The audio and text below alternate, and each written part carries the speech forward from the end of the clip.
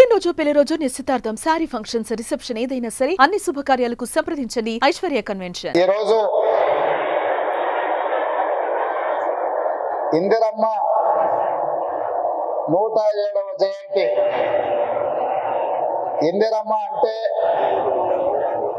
ప్రపంచ దేశాలకు ఒక ఉక్కు మహిళ.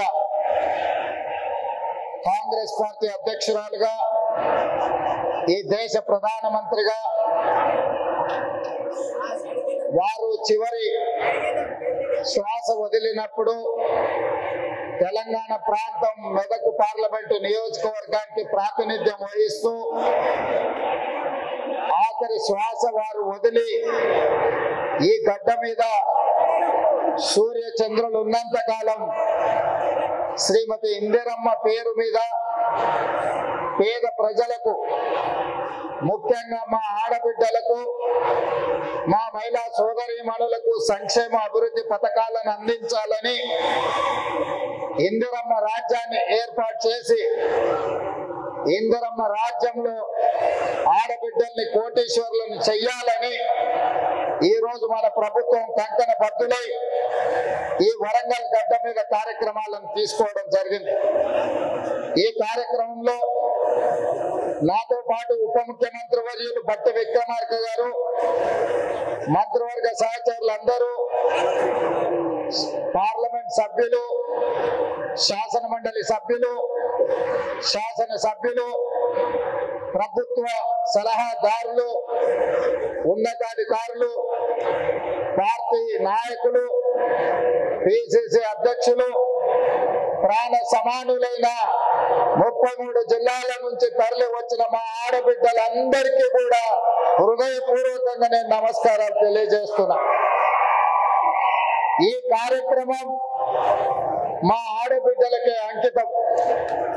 ఎందుకంటే ఈనాడు నేను తెలంగాణ రాష్ట్ర ముఖ్యమంత్రిగా అయినా,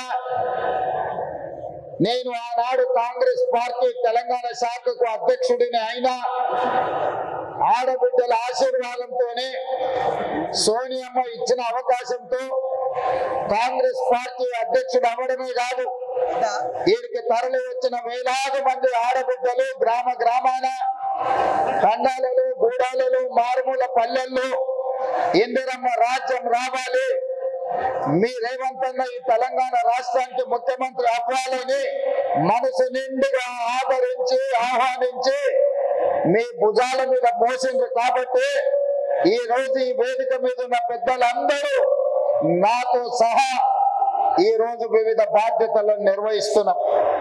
మరి వివిధ బాధ్యతలను నిర్వహిస్తున్న మేము మీ ఆశీర్వాదంతో అవకాశం వస్తే మీకు కృతజ్ఞత తెలుపుకునే బాధ్యత, ఆడబిడ్డలకు అన్ని అవకాశాలు అందించాల్సిన బాధ్యత ఈ రోజు మా పార్టీ మీద, మా ప్రభుత్వం మీద ఉన్నది.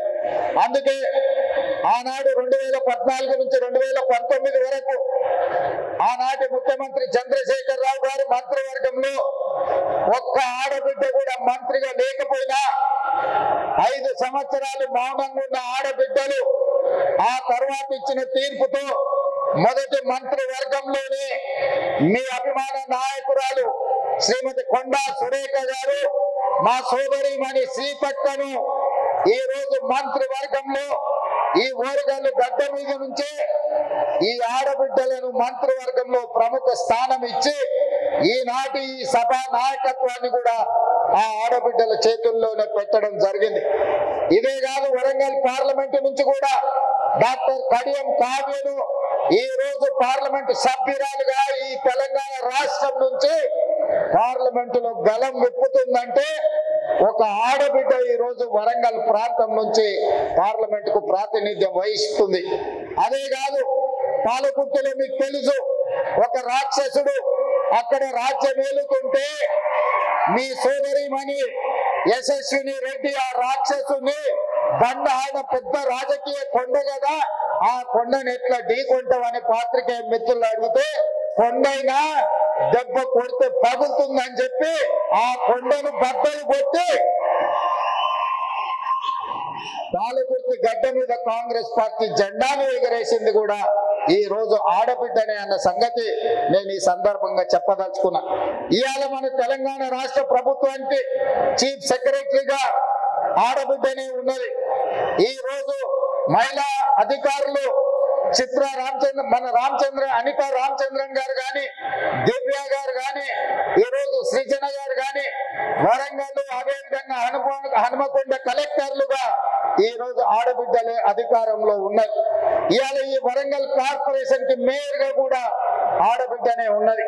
ఇలా చెప్పుకుంటూ వెళ్తే ఈ రోజు ఇందిరమ్మ జయంతి సందర్భంగా ఈ వేదిక మొత్తం వేదిక మీదనే కాదు, వేదిక ముందు కూడా వేలాది మంది ఆడబిడ్డలే ఇది ఆడబిడ్డల రాజ్యం అని ధైర్యంగా చెప్పుకునే అవకాశం ఈ ప్రభుత్వం మాది, మా అధికారం నడుస్తుంది అని ఆడబిడ్డలు గుండె ధైర్యంతోనే మాట్లాడే అవకాశం ఇవాళ ఇక్కడికి వచ్చింది. ఉదయం ఈ రోజు నేను స్వయం సహాయక సంఘాలకు సంబంధించిన ఆడబిడ్డల స్టాల్స్ చూస్తే పెద్ద పెద్ద పారిశ్రామికవేత్తల కంటే, ఒకప్పుడు పారిశ్రామికవేత్తలంటే టాటాలు, బిర్లాలు, ఆ తర్వాత అదానీ, అంబానీల గురించి విన్నాం. కానీ ఈనాడు మన కళ్ళ ముందు ఆ స్టాల్స్ చూసినప్పుడు ఇవాళ మా ఉప ముఖ్యమంత్రి బట్టి విక్రమార్క గారు సోలార్ పవర్ ప్రాజెక్టులు ఇవ్వాలని, 1 కోటి మంది మహిళల్ని కోటీశ్వరులను చెయ్యాలన్న ఆలోచన చెబుతుంటే టాటా, బిర్లాలనే కాదు అదానీ, అంబానీలను తలదన్నే వ్యాపారవేత్తలుగా మా ఆడబిడ్డల్ని ఇందిరమ్మ రాజ్యంలో తయారు చేసి కార్పొరేట్ కంపెనీలకు సవాలు విసిరి ఈ రోజు సౌర విద్యుత్ ప్రాజెక్టులు ఆడబిడ్డలకు ఇవ్వడానికి ఇవాళ మన ప్రభుత్వం నిర్ణయం తీసుకున్నది. నేను అడుగుతున్న 10 సంవత్సరాలు అధికారంలో ఉన్న వాళ్ళను నిన్న మన టీవీలలో చూస్తున్నా మా నాయని రాజేందర్ రెడ్డితో ఆయన వాదిస్తున్నాడు, మేం చేసిందేదో మీరు వచ్చి టెంకాయ కొడుతురని.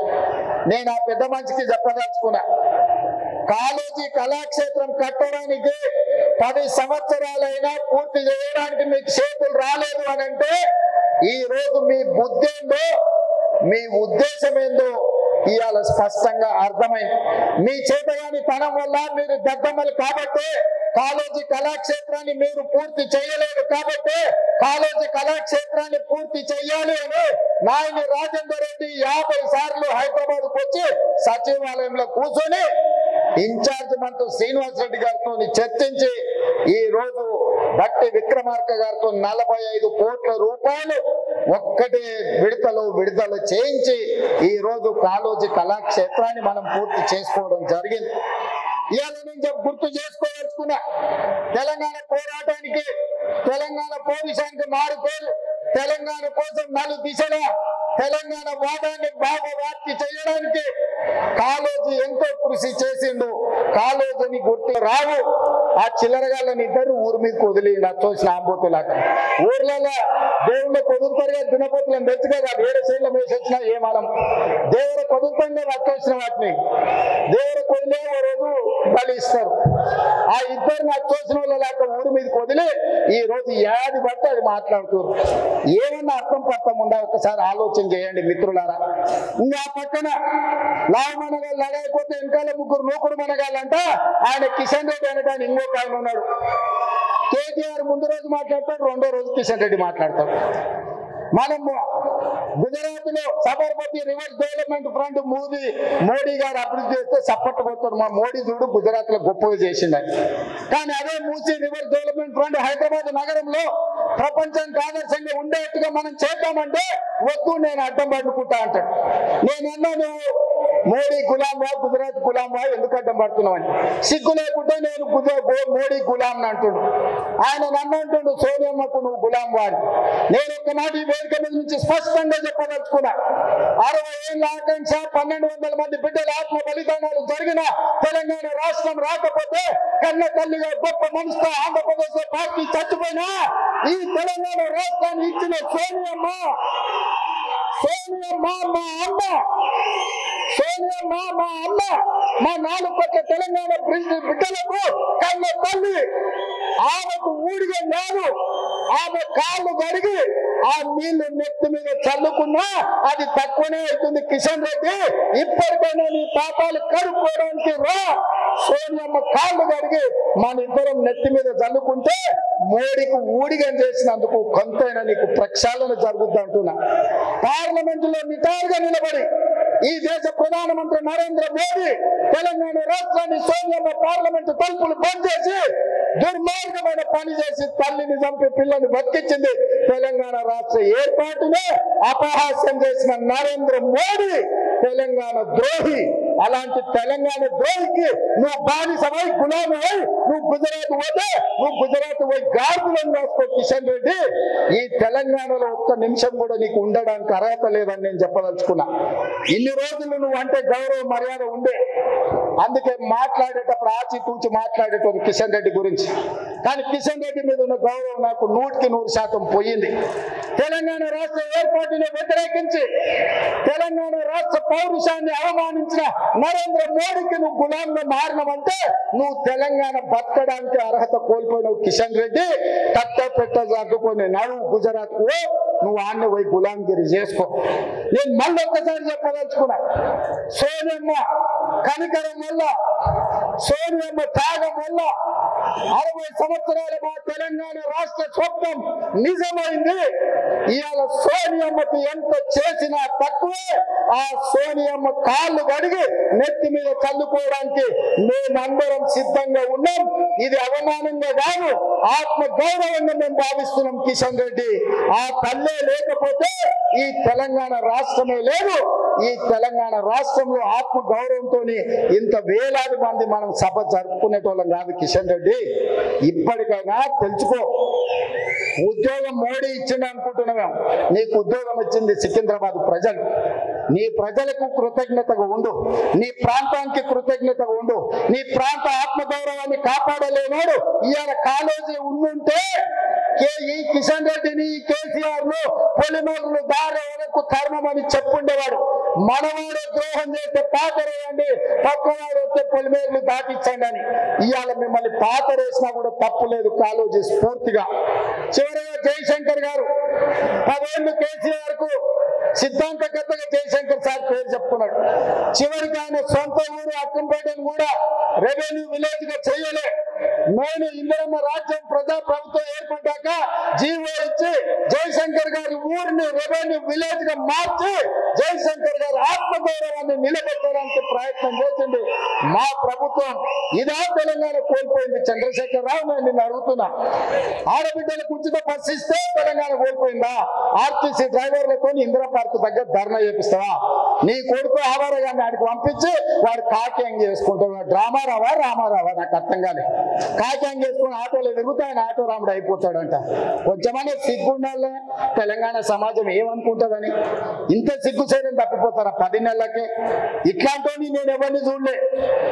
ఇవాళ అందుకే ఈ వేదిక మీద నుంచి మీరిచ్చిన ప్రభుత్వం, ప్రజా ప్రభుత్వం, ఇందిరమ్మ రాజ్యంలో పేదల సంక్షేమం కోసం పనిచేస్తున్నాం.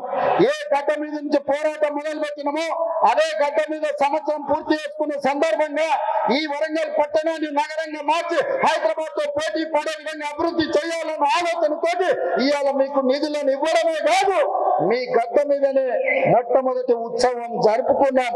ఈ ఉత్సవానికి వచ్చిన వాళ్ళే కాదు, తెలంగాణ నలుమూలలు ఉన్న వాళ్ళందరినీ కూడా ఆశీర్వదించండి. ఇంకా 4 సంవత్సరాలు కడుపు కట్టుకొని రోజుకు 18 గంటలు, ఒక్క రోజు 1 గంట 1 నిమిషం కూడా సెలవు తీసుకోకుండా మీకోసం పనిచేస్తా. ఆఖరి శ్వాస వరకు, చివరి రక్త పట్టు వరకు ఈ 4 కోట్ల తెలంగాణ బిడ్డల కోసమే నేను అంకితమై కేసీఆర్ అనే మొక్కను మళ్ళీ మొలవని అని తెలంగాణ రాష్ట్రంలో రాసి పెట్టుకోండి. చెప్పిన నాడు ఓడిస్తాను, ఓడించిన పార్లమెంటులో గుండు 0 అని చెప్పిన గుండు 0 వచ్చిన ఇవాళ నీ పార్టీని మళ్ళా మొలకెత్తని ఇయ్యనని ఈ వరంగల్ గడ్డ మీద నుంచే చెప్తున్న కేసీఆర్, కాసుకో, చూద్దాం ఏంటో మా కార్యకర్తల పౌరుషమో, నీ తాగుబోతు విధానాలు, కుట్రలు, కుతంత్రాలు తేల్చుకుందాం. నువ్వు అనుకుంటున్నావో మౌనంగా ఫామ్ హౌస్ లో వండుకుంటే నీ సంగతి నాకు తెలియదని, నీ ముందు తెలుసు, నీ వెనక తెలుసు, నీ ఉపాయం తెలుసు, నీ ఉపలాటం తెలుసు. అన్నిటికీ కుక్క కాటుకు చెప్పు దెబ్బ అనే మందు నా దగ్గర సిద్ధంగా ఉంది. తప్పకుండా నీకు పెద్ద రా అసెంబ్లీకి. మళ్ళొక్కసారి చెప్తున్నా, రాబోయే స్వామి అసెంబ్లీకి రా. చూస్తుందా ఎవడో ఇస్తే రాలే కుర్చీలకు. తొక్కుకుంటూ వచ్చిన కుర్చీలో నిన్ను తొక్కుకుంటూ వచ్చిన గుర్తు పెట్టుకో. రా అసెంబ్లీకి మాట్లాడదాం, తేలుద్దాం, సిద్ధంగా ఉన్నా. తారీఖు పెట్టు, సమయం పెట్టు, వచ్చి చెప్ప బిడ్డ నీ సంగతి. ధన్యవాదాలు సోదరులారా.